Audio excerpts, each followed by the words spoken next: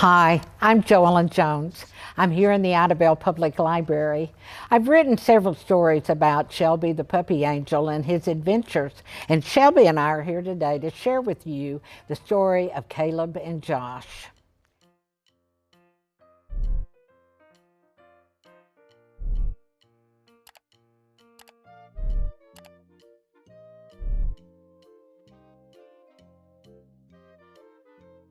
It was a beautiful sunny day in the place where animals go when they leave the earth. Dogs, cats, elephants, and other creatures were lying about painting pictures with clouds. All but one. Shelby, the new puppy, was, as usual, romping about, tripping over tails, feet, and snouts as he frolicked all over the grassy hill. His halo slid from side to side as he ran, and the animals called out for him to be careful, yet they couldn't help but smile as he stopped to lick their faces. Down below, a little boy was not having such a good day. In fact, Caleb was very, very sad. Caleb has had a brother all of his life. Caleb has had a best friend all of his life. Josh was Caleb's brother and his best friend. Now Caleb is alone. Josh has gone to college. Caleb just cannot imagine not having Josh around. Although Josh was older, he always took time to play and talk with Caleb. Now the mornings are quiet and the afternoons are lonely. When Josh was a little boy and Caleb was not yet born, Josh and his dad built a treehouse in the woods behind their house. As soon as Caleb was big enough, Josh took him there and told him that this was their special place. Caleb loved the treehouse, but could not bear to go there without Josh. Back in the place where the animals go when they leave the earth, the leader of the Angel Council called a special meeting. As all the Angel Council members arrived, the leader told them the story of Caleb and Josh and how since Josh had left for college, Caleb had been so sad. "It's our duty to send someone to help Caleb," said the leader. "Who do you think would be best?" The council began going over the list of angel names.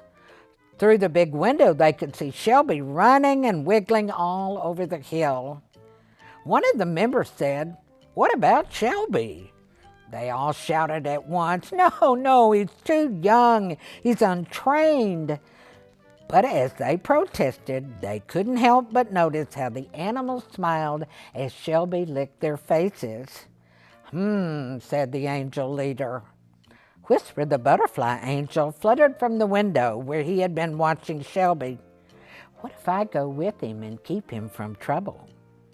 The leader thought for a moment.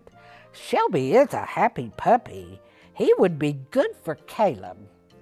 He said, "Shelby the puppy angel." When Caleb arrived home after school each day, he would go straight to his room, throw his books and jacket on the floor, and lay across his bed. His mom would ask him if he wanted a snack. "No, thank you," he would say.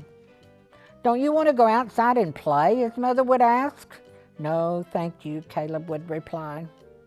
Dad always came home just before dinner. "Did you play at the treehouse today, son?"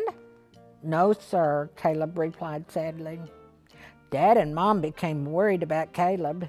He never went to the woods or the treehouse anymore. He didn't seem to want to do any of the things he had done before. They know he missed Josh, but they didn't know what to do. One afternoon, when Caleb was walking up the drive after school, a little white puppy ran to him. The puppy bounced around Caleb's feet, making it hard to walk. "Go away," grumbled Caleb as he almost tripped over the puppy. The puppy just kept jumping and wagging his tail. It looked as if a butterfly was trying to land on the puppy's rapidly moving tail. Caleb thought this was funny, but he was in no mood to laugh. He ran to the house and closed the door. The next few afternoons were the same. Caleb would walk up the drive with the puppy bouncing ahead of him. Caleb began to look forward to coming home, but he still was too unhappy to play with the puppy and always went straight to his room.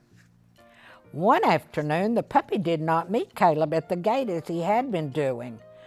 Caleb started looking around to see where he might be.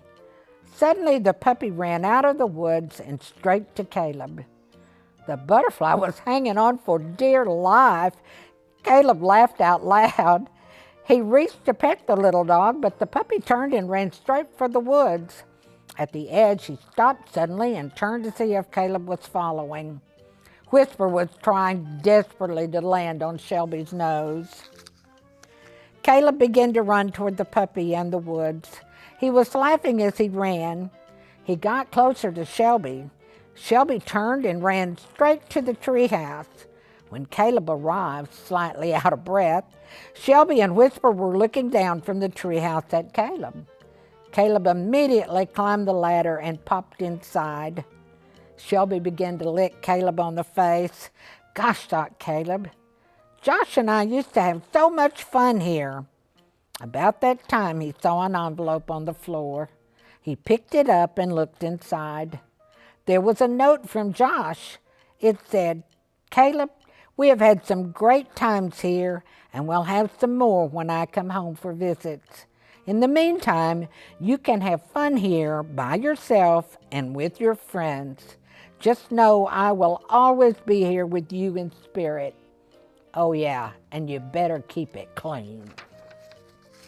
Caleb looked around for the puppy and the funny butterfly. They were gone. That's strange, he thought. But then he decided to go ask Mom if he could spend the night in the treehouse. Maybe he could call a friend to stay with him. That would be fun. When Shelby and Whisper returned to the place where animals go, the council met them. Whisper was exhausted, but Shelby was as energetic as ever. Good job, said the council leader. We were right. Shelby was the perfect angel for Caleb, a puppy angel. Shelby ran to the hill and began to lick the faces of the animals there. Whisper fluttered to a flower, folded his wings, and took a nap. The end.